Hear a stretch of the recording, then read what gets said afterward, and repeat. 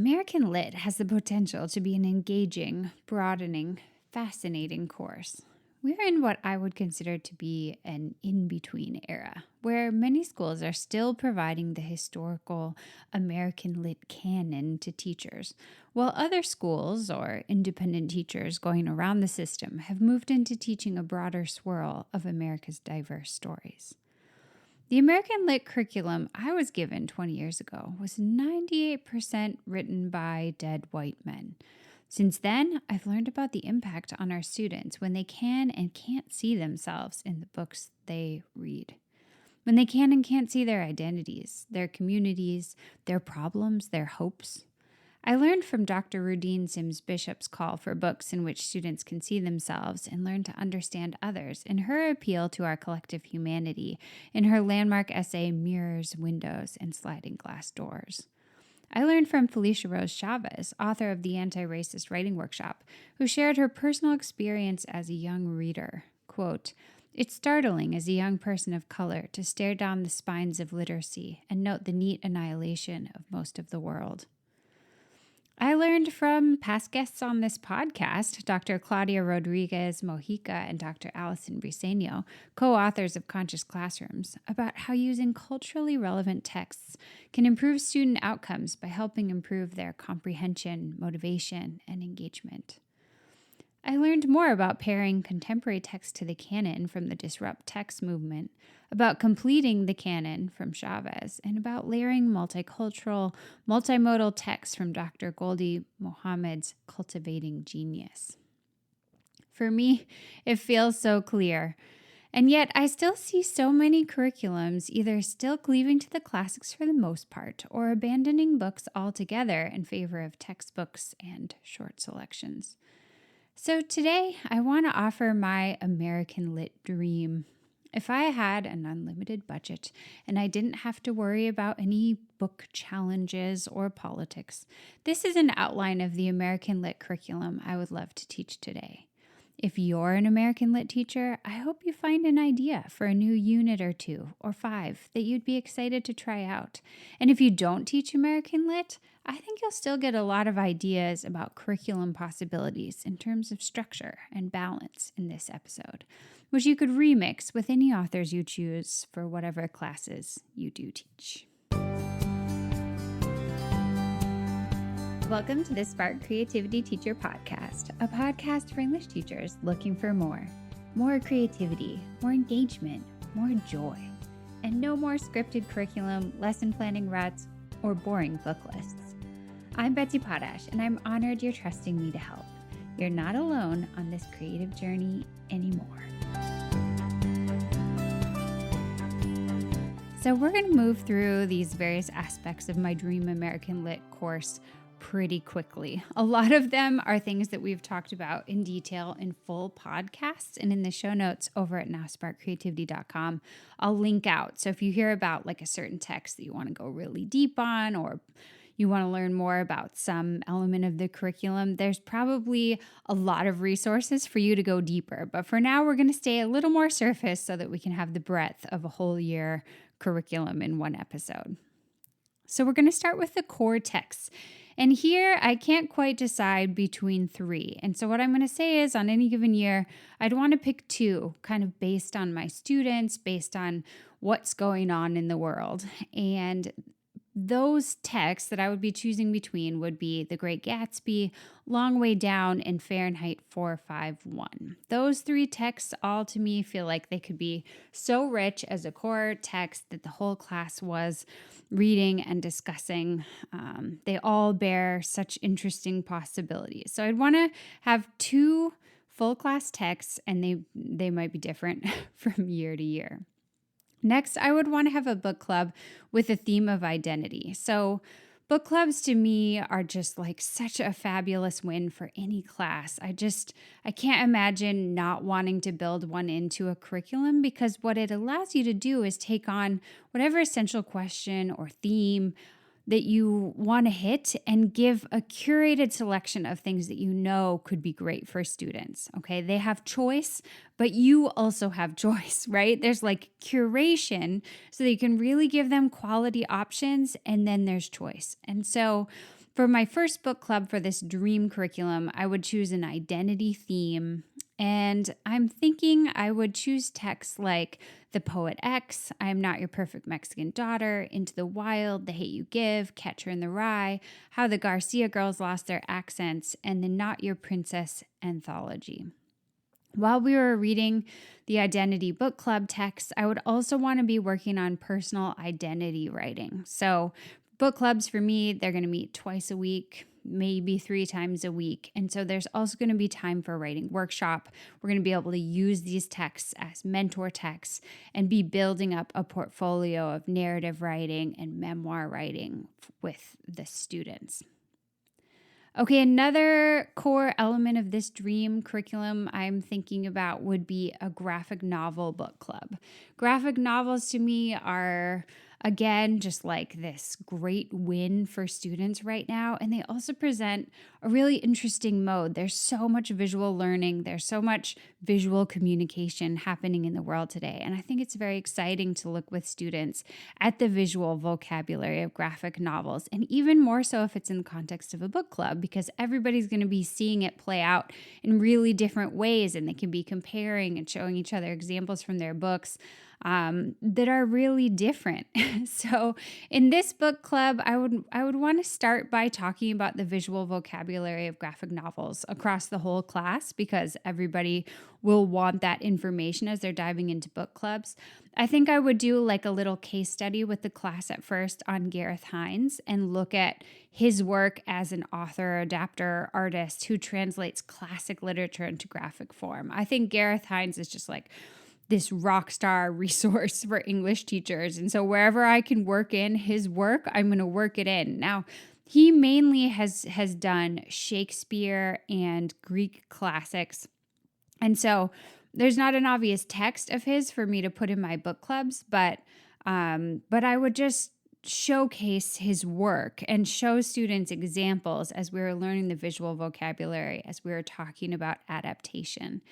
And then going into the book clubs, I might choose texts like Dragon Hoops, The Dark Matter of Mona Starr, Hey Kiddo, Mouse, and Mexikid as some wonderful graphic novels for students to choose from, depending on the kids, depending on the situation.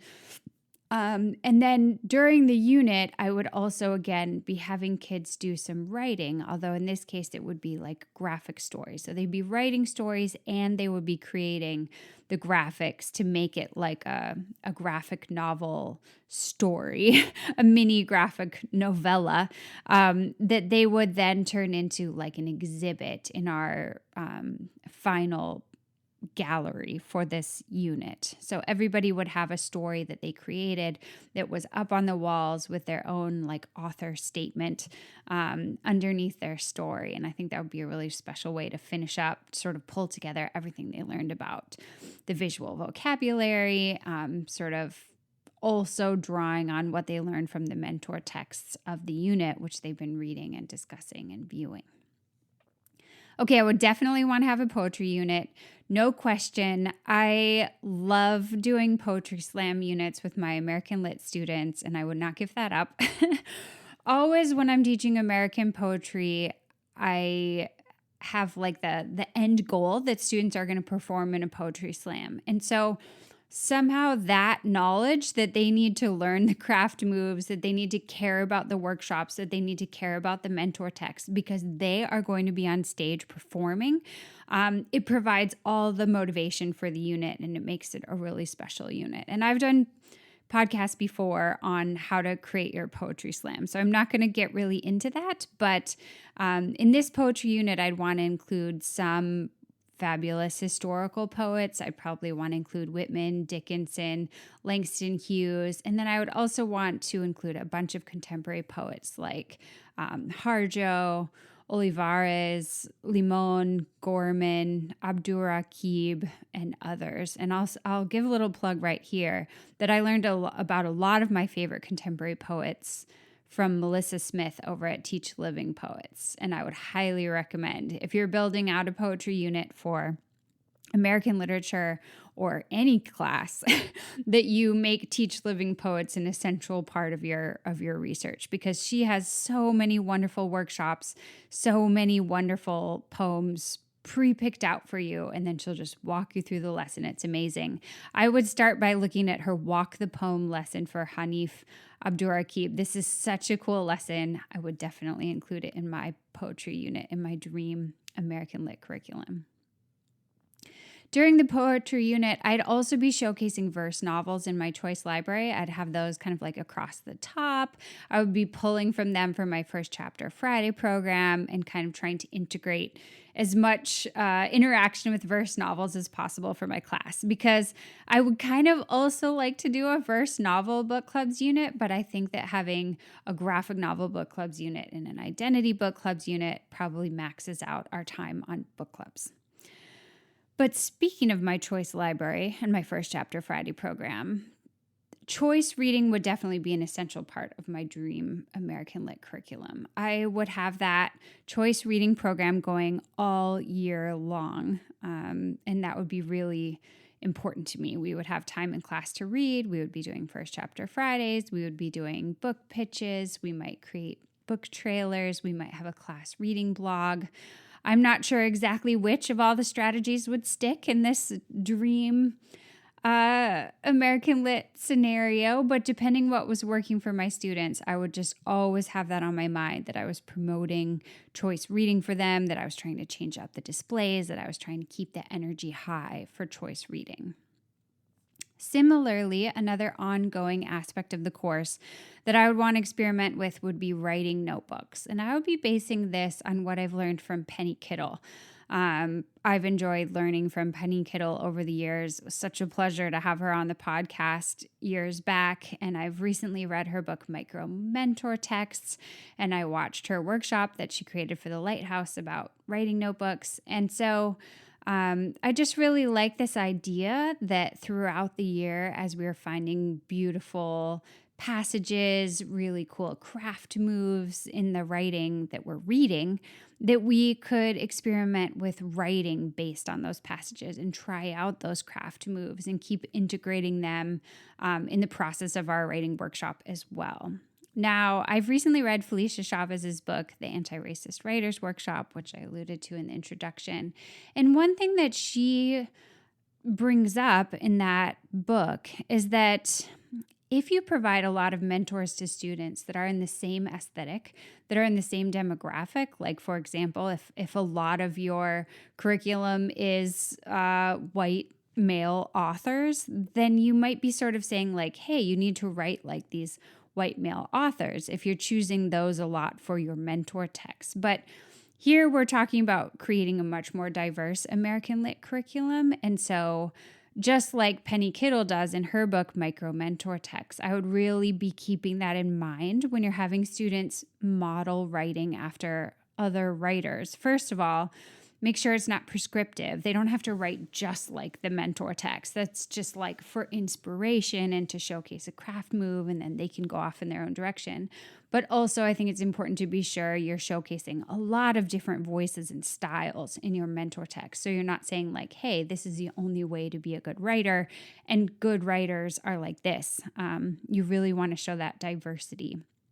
Felicia Chavez really moves away from the idea of mentor texts in her book, but I continue to read in other books about writing that they can be really helpful, and I have been quite convinced by Penny Kittle's work with them that they can be helpful. So what I want to do is, in my dream curriculum, is have writing notebooks and consider mentors as a good resource, but to be careful to make sure that they are wide-ranging and present many different possibilities to students.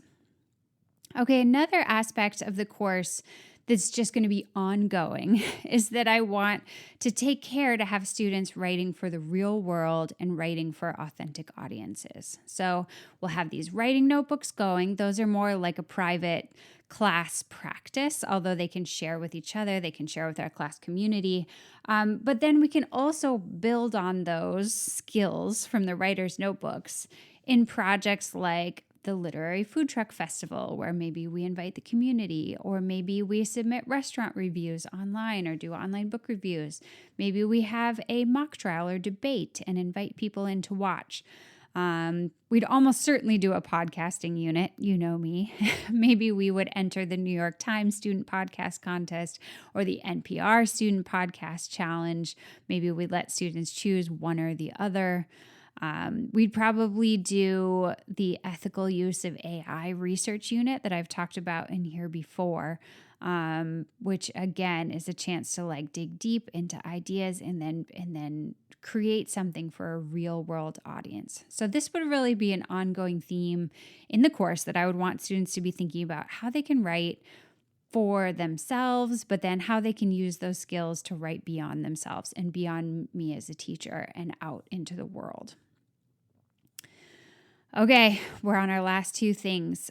Even if it was short, toward the end of the year, I'd want to find time for a multimodal unit. After we'd explored all these different cool genres together as a class, podcasting, graphic novels, verse novels, regular novels, poetry, reviews, argument, opinion, all these things that we've been doing, I would want to talk about different ways to layer them. And I'd want to look at some neat models out there in the world of people communicating across modes. I'd want to look at Project 562. I'd want to look at the Humans of New York project. I would want to look at this amazing poetry video I stumbled on last month called In the Dead of Winter We. Love that video. I would want to look at the New York Times multimodal piece Snowfall, which is just incredible. I learned about that piece from reading Andy Schoenburn and Troy Hicks's book, Creating Confident Writers, this year, and it was like one of my favorite takeaways. I went and looked up the piece that they were talking about, and I was just like, this is incredible. So I would want to build that in. I'd want to look at some of Jason Reynolds' multimodal collaborations, like his children's book, There Was a Party for Langston, and his visual poem, Ain't Burned All the Bright.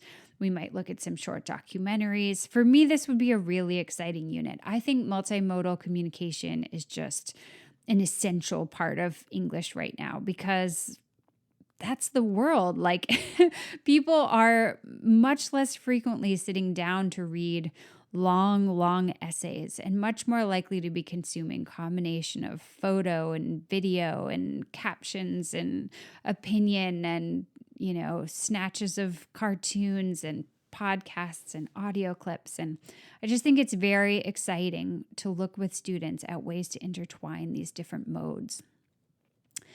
I would probably try to put some kind of a frame on this unit. And what I'm thinking is I would either call it Identity in America or I would call it the American Dream Unit. But either way, it would be built around multimodal exploration and then multimodal expression for the students. Okay. The last thing I would want to include in my Dream American Lit curriculum, well, not the last thing I would want to include. I could probably say many, many more things I would be excited to include. But for now, and because there's only the 1 year of school time to fill right now, I would want to have some drama included. And I'm not quite sure yet in my mind whether it would all be at once or if it would be kind of scattered throughout the year. I have not found the American play that I'm obsessed with, that I think everyone should teach, that is like the winner in my mind. And so what I would want to do is probably have some scenes from some different American plays, almost like book club, but not book club, not like play club, more like performance club maybe. Maybe we would do some acting games, talk about some craft in theater, and then give student groups scenes from some different plays that they could rehearse and produce back to each other. So maybe one group is doing like a core scene from Raisin in the Sun, and one is doing Fences, and one is doing Long Way Down, and one is doing, not Long Way Down, Long Day's Journey into Night, and one is doing Death of a Salesman, and one is doing Streetcar Named Desire, etc., etc. I'm not sure exactly which ones I would choose with the group of students I would have, but the idea would be breadth, to explore a lot of different plays and their styles and their themes in America rather than give all of our attention to one. Because if I think of one, I'm just not like, why that one? Why only that one? And so I think I would rather go broad. At the same time, and very excitingly for me, I would want to integrate little snapshots of Pulitzer Prize winning playwrights that are contemporary, like Lin-Manuel Miranda, Sanaz Tusi, and Lynn Nottage. And I have talked about this on the past in the podcast about building in more contemporary playwrights, just letting students see a scene, letting them find out who the playwright is, letting them see like what is unique about Hamilton. Why did it win so many awards? Why do people talk about it so much, right? Or what is it about Sanaz Tusi and her play English that has made it win a Pulitzer? What makes it so incredible? And so I think that's exciting too. While we're studying these scenes, acting out these scenes from different American plays, to also be looking at scenes from the most contemporary, the most recent that maybe students could connect to. Okay, finally, a note on grammar. This is kind of not an element that I would include in the course, and I want to draw attention to that. Throughout the curriculum, we would give nods to grammar as it came up in our writing projects. If the students were struggling with sentences that were too simple, we might talk about options and do some sentence combining practice. This is something that's really recommended in the book Best Practices in Writing Instruction that I was reading recently. Sentence combining practice, they said, was just a really good way to help students with their syntax, help them change it up if their sentences weren't working well. Or if there was like just a grammar issue that I'm noticing over and over, like they can't get the hang of there, and there, we might do a mini lesson on that while we were editing a draft and just really make sure that everybody gets the hang of that. Or if we're doing narrative writing during our identity book clubs, and they're just, everybody's always showcasing one or two types of sensory details and not the other three, then we might do some work on how to use the other ones and then immediately put that to work inside their drafts. The research is pretty clear on grammar, and it has been for a long time, that you don't want to teach it as an isolated separate track. And that's why I'm saying I'm not just going to do like a grammar element in the course every Monday and Friday. We're going to, have a grammar lesson and practice. No, we're going to integrate it. In their book, Best Practice, the authors Zemelman, Daniels, and Hyde seem to agree with NCTE's position statement on this, which is very much like, don't teach it in isolation, don't do drills. And what they say is that, quote, grammar and mechanics are best learned in the context of actual writing. And they suggest that these types of lessons are best planned late in the writing process once students are fully invested in their work.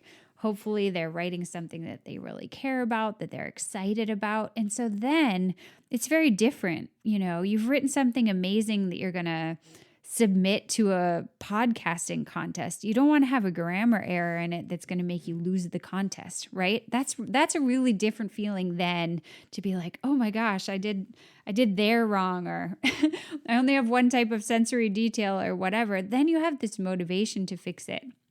Whereas if it's just a totally separate thing and you're just kind of drilling a grammar lesson, the research is going to tell us that that's not going to stick the way it will when it's integrated. So that's just one final note here for my dream curriculum. Anyway, thank you for joining me to talk about American Lit. It's a class that I have loved working with, and it's very fun for me to imagine what I would do now if I could access the budget and teach what I really dream of. What a joy that would be. So thanks for hanging out with me today and imagining. Until next time, take care of yourself and stay creative.